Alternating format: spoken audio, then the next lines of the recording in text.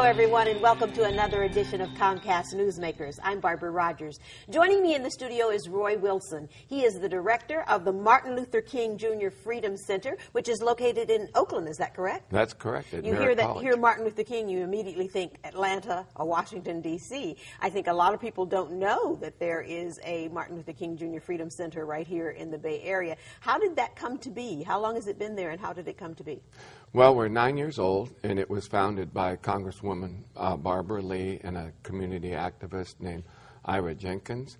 It was really focused around a struggle to get an East Bay Park's San Leandro Park named after Dr. King, and from there we created a center, and we've focused on youth programs to engage young people in their immediate destiny so that they can be producers of their own lives instead of actors in somebody else's movie.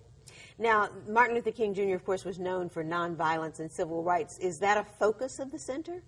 It's our method of engaging young people. We read and write and study and develop advocacy through involvement in social justice issues.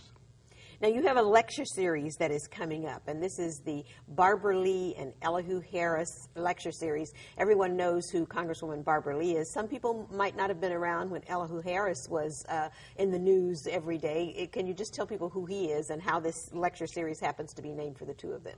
Certainly. Mr. Harris was a state assembly member for over 9 years, and then he was a two-term mayor for the city of Oakland, and then served all of us as the chancellor of the Peralta Community Colleges. Mr. Harris and Congresswoman Lee are connected because they've been connected ever since the civil rights era, where the first generation birthed Elihu Harris's and Congresswoman Lee's generation. So they've been together since politically and actively since college days. This lecture series begins when? October 20th. And who will be lecturing? There are two presenters. One is Dr. Dorothy Cotton. She was Dr. King's Director of Education for the Southern Christian Leadership Conference, and Reverend C.T. Vivian, who also worked with SCLC and Dr. King. And where does it take place? It's at 7 p.m. at the Oakland Marriott in downtown Oakland. And is there a cost?